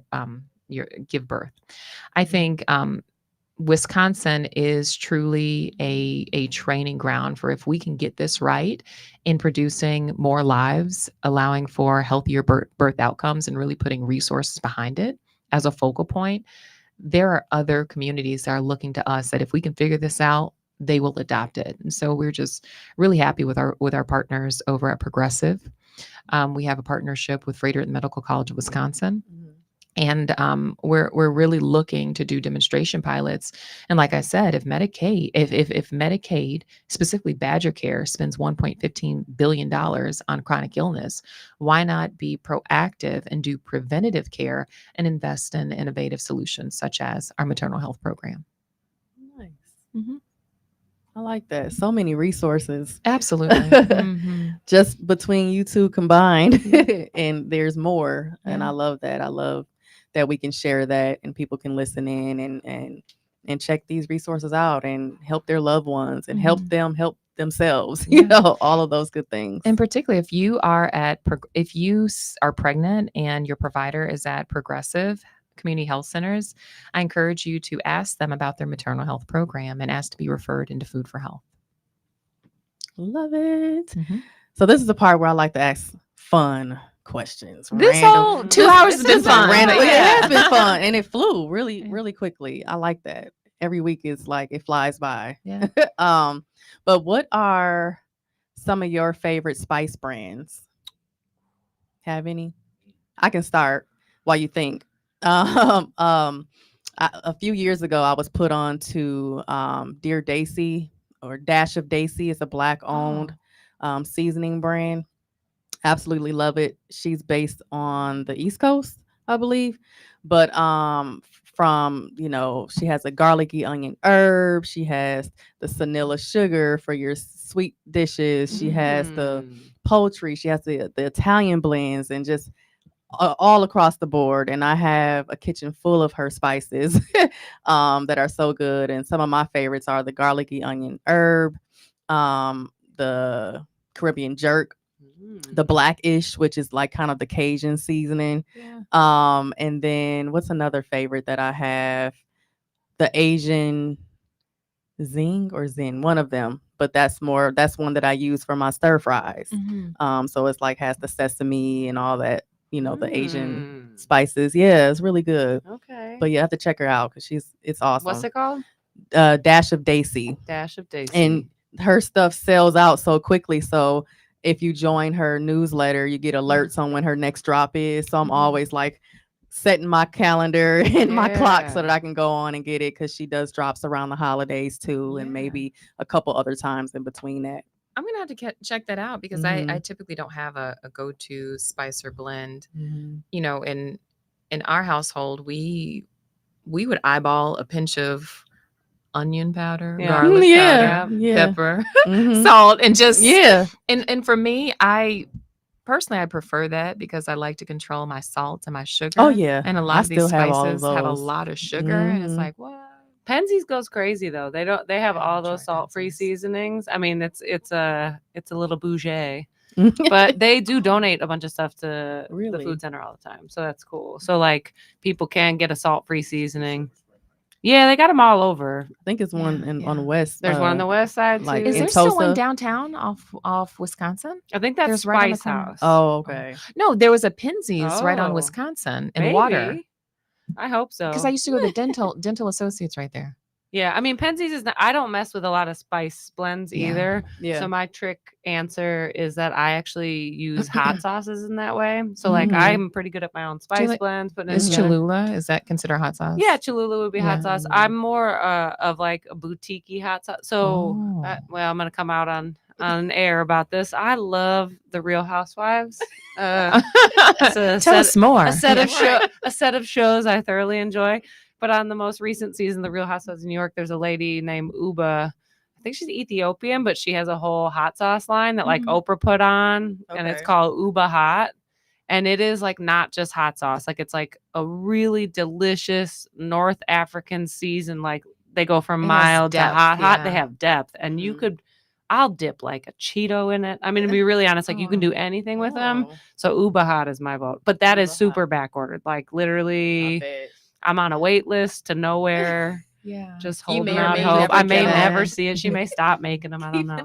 Have either of you ever had Dave's Insanity sauce? No. That sounds hot. I can't do hot. I do like hot. There's a line on this that says you can use it to clean your driveway. Oh, I bet. Oh no. Yeah. Yes, that's the name. Imagine what it does to your insides. Is that the sauce that insides. they use and do those crazy videos? People trying it on like chips and chicken. Hot ones or whatever. I've tried it and it is insane. No, See, I like my hot sauce with like some heat, but I'm about the flavor. Yeah, I'm about the flavor. I can take it. I have a high tolerance for spice. My stomach can't take it anymore because my gallbladder is gone. Oh, so that sucks because I can't get my Thai food as hot as I want it nowadays. Yeah. But that's pushing it because I want to be able to also taste the flavor in the spicy food as well. I like spices and complex flavors, but I feel like the heat just messes that up for me. It's like I don't know. I don't know. When it comes to like wings or something though, or like Thai food, I want it hot. Me too. Really? Yeah. It has to it wakes up the senses. Like if my Thai food, let's say they have a scale from 1 to 5, I'm usually getting a 4. Yeah. Wow. I've had to tone it down now because my stomach is like, ma'am, what are you doing? What's happening here? Do you hate me? I had to take it down to like a 3.5, 3-ish, depending on where, because some people's it can be hotter. Like a 1 to 5 scale can still be a little hotter somewhere else. Yeah. But yeah. I love the Speaking of spicy. hot food, and when you're talking about vegetarian and vegan, have y'all been to Saffron's on I have. Water? That's I a love really it. good universal option for like everything. Love it. Spendy. Spendy. I have only been once, but I need to get back. Are we thinking of the same place? What are we talking about? It's on Water Street. Yeah. You know, I'm notorious for making up names. I'm No, I pretty sure think it's it is. saffron. It is It's on water. saffron It's water. a sit down, dine in Yes, Indian. Yes, yes. Yeah. Yeah. That's what I'm talking about. It's not like a Tuesday night dinner. Like you gotta kind of Like maybe I, our when I budgets- went, I made our budgets reservations. might be Yeah. different. Yeah, Yeah, it's a okay. little spend like yeah. it's like a once in a Oh, while. you said yeah, spendy. Oh, I thought You that's said like your another budgets are name for different. it. Yeah. It's- Oh, okay. We might have a different budget. I've been twice and I loved it. They do that lasagna, but it's not lasagna. It's paneer sliced Yeah. all thin. It's like oof, oof. I I'm gonna have love to it. go. It's all I only good. went once, so I need to go back. You gotta bring her back. She's got the sound effects and Oof. everything. Oof. Feeling it. Yes. yes. We just need to come in here and have her record some Yeah. stuff so we can have the background. Just push a button. Yeah. So, do you all share your food? Are you one of those people who's like, don't touch my plate, this is mine? No, absolutely. Yeah. See, I'm a no. Like, if we're at a tapas restaurant, It and depends on who it is. that's the purpose, to get a smorgasbord of things and share. Like, yes, I'm all in, but otherwise, don't. I do can that give to up a me. bite or two. Like it's not like, I'm not like like you can taste my meal. I'll give up a bite for a bite. Oh, like a fair quick- exchange. quick- Yeah, quick yeah, throw- yeah. Oh, okay. If I can eat it, if not, it's fine. Like, Yeah. I've gotten better. I'll share a bite here and there. That's good. You don't have to Mhm. share your food. I know I don't. For me, I don't know if it's my competitive nature, but I'm like, what I ordered is so good. So much Oh, better than what gotta- you ordered. That's so crazy. Don't you want to try it? Oh my gosh, it's so good. And I'm like, and I use that as excuse. Can I try yours too, though? Let me tell this is y'all, I good. went to lunch, and I won't say where I worked and who I worked with, but I went to lunch with some colleagues years ago. Yeah. I got up and I went to the restroom. We were at a sushi restaurant, Asian restaurant. I had sushi. I come back and one of my rolls is gone. The whole roll or one piece? I mean, one of my pieces off of my roll is Because you gone. counted it before you went to the restroom. Yeah, I know how many pieces come in Yeah. a sushi roll. were It's you like- good friends with these people Before they ate her egg before rolls, they ate your stuff? My sushi roll. her sushi roll. That's why I said when you said, do you share your food? It's like it depends on who. Yeah, no, Yeah. not No. with them.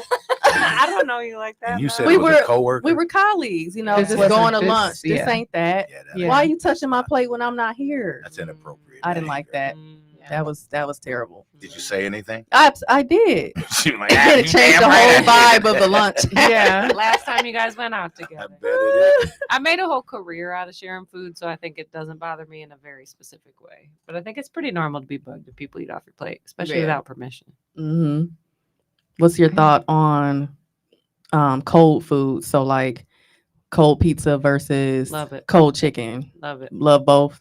Hot and cold. Raina? I don't like cold anything. Really? I also don't like really hot food. I don't either. I can't. Mm. I have to eat my food kind of room temperature.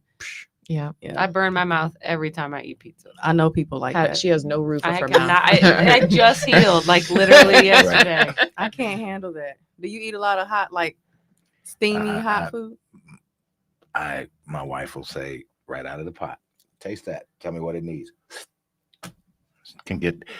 It doesn't get too hot. Yeah, Mm-mm. It you get burnt. desensitized to it. I think after a while Yeah. too, if that's how you're doing it. Mhm. Mm-mm. Like I can Like, pick up no. a pan out the oven, like pretty much like a wet towel, and people are like, "What's wrong with you?" And I'm like, "I'm Well, I don't okay." know about I all can of do that too. But you got those kitchen my hands grandmother's from the hands. restaurant. And the kitchen got mouth, thin skin. except Yeah. for pizza.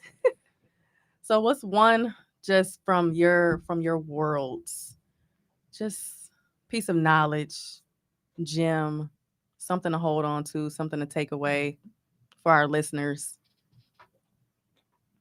I always say kind of the same thing, so I'm sorry for being boring.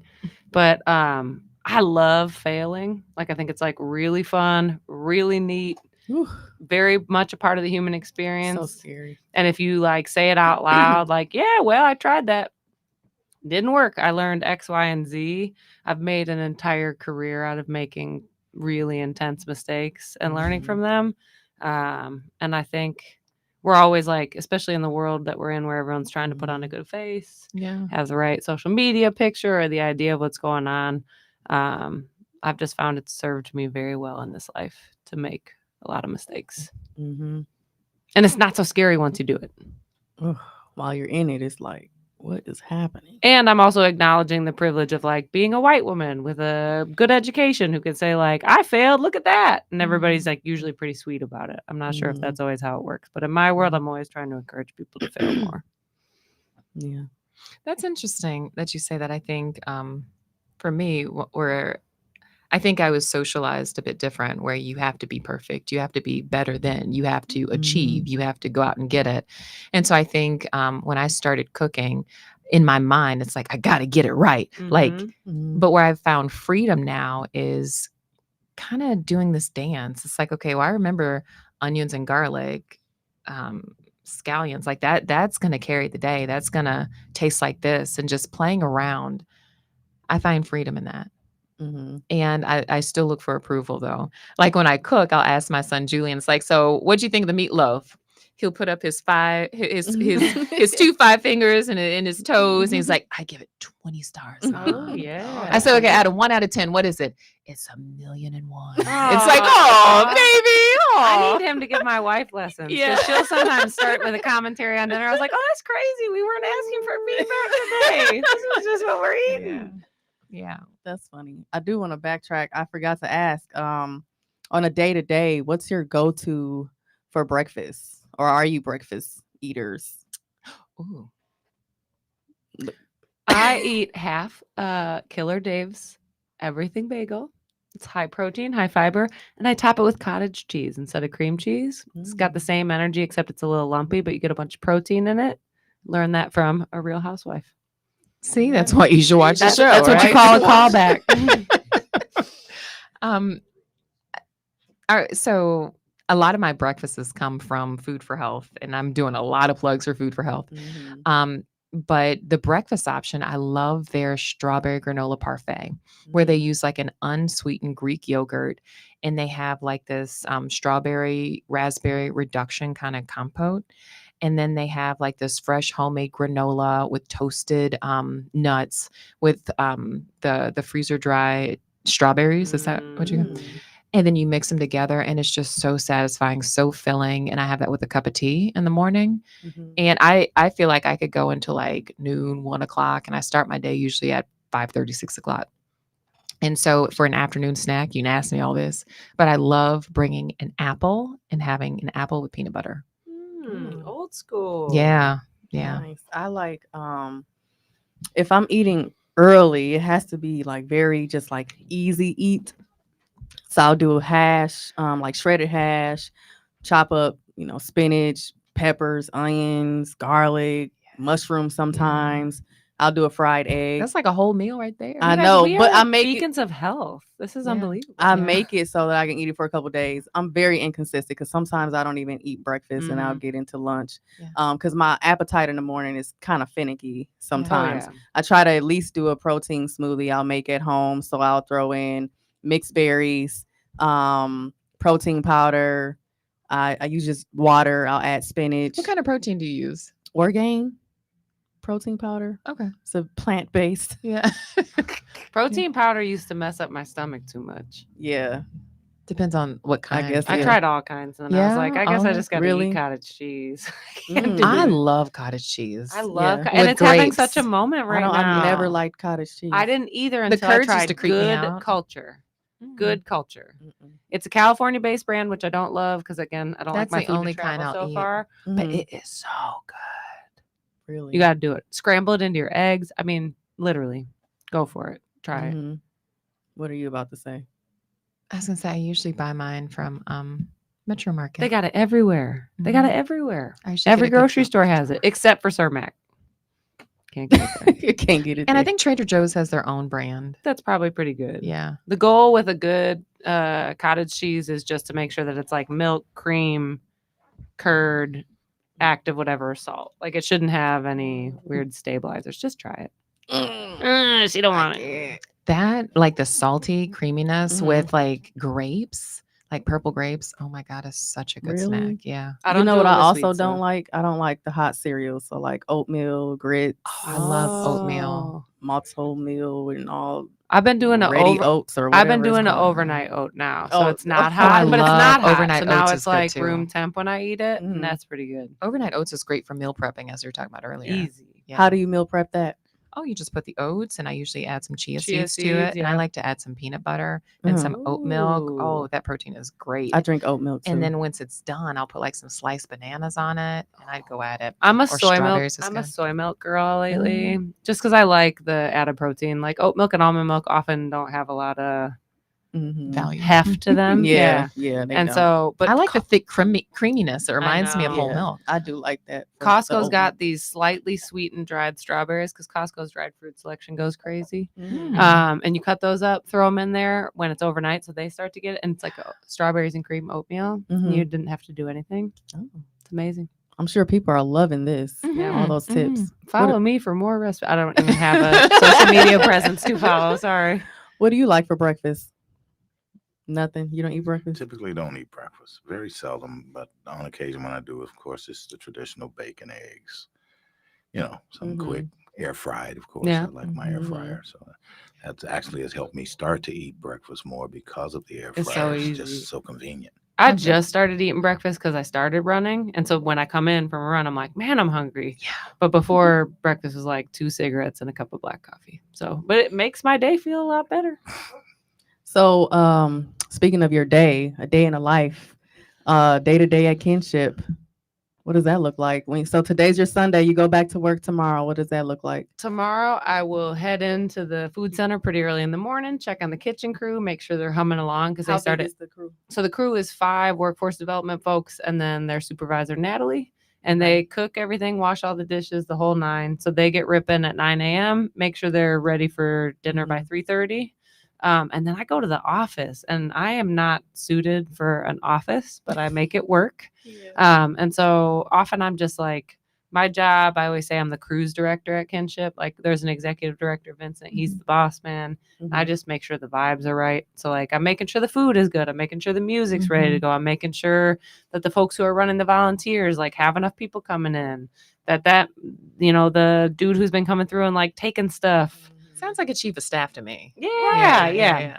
So, I'll go back to the office, knock around my emails a little bit, and then go back and help them get dinner together. And then we just set up shop and people start showing up. We open the doors.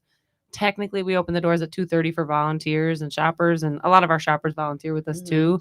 But people like us. They get bored in the winter, and a lot of them are at home with nothing to do. So we'll start seeing folks around 1:30 tomorrow.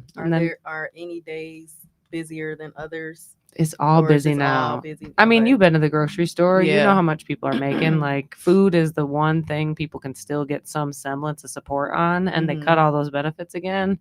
Like, it's busy. Yeah. We're up like almost 200% from where we were this time last year. Oh wow, It's hectic. that's huge. Yeah. What does your day to day look like? And does Food for Health? Do you all have brand ambassadors or anyone else? Kind of hitting the pavement. Getting your resources out. I think all of our partners become brand ambassadors Okay. because of the nature of our Mhm. relationship and how we support what they do and move it forward.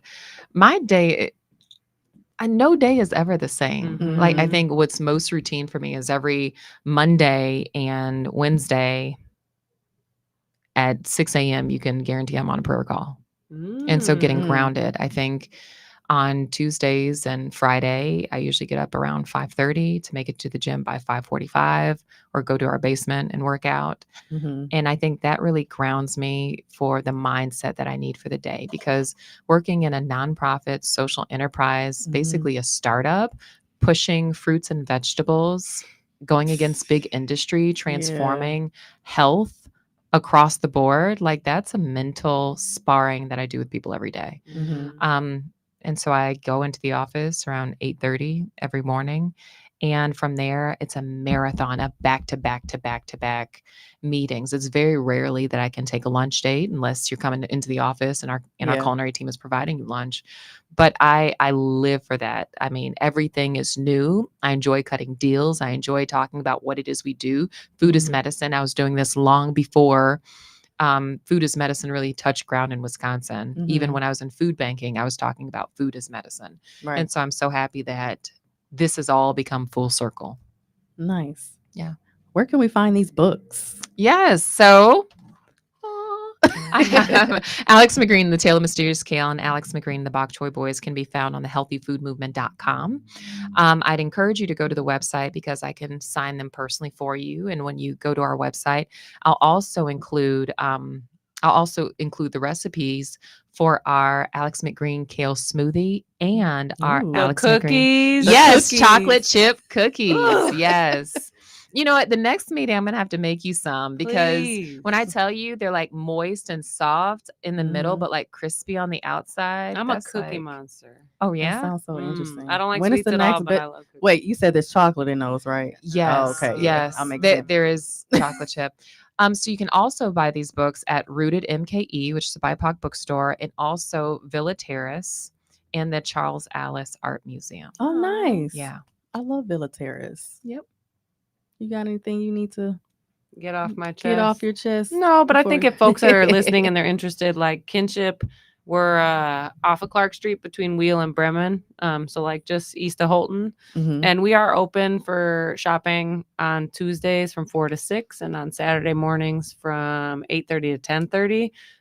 It doesn't have to be anything super serious. If you're Mhm. having trouble making sure you get enough fresh fruits and veggies, right? Maybe you're going to the Mhm. grocery store, but you need some help figuring out what to do with kale, or you want to get some more fruits and veggies Oh, in that's your a good life. point too. We do cooking demonstrations every Saturday morning. Like I said, Ooh, we what serve time are dinner and those? breakfast. We start them off at the top of the hour, so like right at Okay. 8:30 or at the top of the shopping 8:30. But then we stay with them for the rest of the day. I've got a young squad because I can't help myself, so it's a lot like the Yeah, tandem. yeah. I got a young squad of like 9 to 14-year-olds Wow. who do the cooking demonstration with me. So basically, I run through it one time Mhm. and then they finish it out. They're young kids who shop and volunteer with us. I love that. Yeah, it's a fun spot to be at. And a lot of times, I mean, people think of like needing help with food as maybe something that you get a little embarrassed about or whatever. Everybody needs help with food at some point or another. And so Right. just coming through and seeing what we got to offer is I usually love pretty it. fun. Well, thank you, ladies. This was great. Thank you for you. having Raina us, Sam. Andrews, Caitlin Cullen, thank you so much. Next week we have Truman McGee of What? Funky Fresh Spring Oh. Rolls. We have look, I don't forgot Danielle Nayback. Oh, that's my best friend. Yeah, I is love it? No, but I really love Danny. She was at my wedding. And then we have Anomaly Catering. So it's gonna be Yeah, That's fun. a nice lineup. Nice lineup. So we'll see y'all next week on WNOV 860 AM and 106.5 FM The Voice.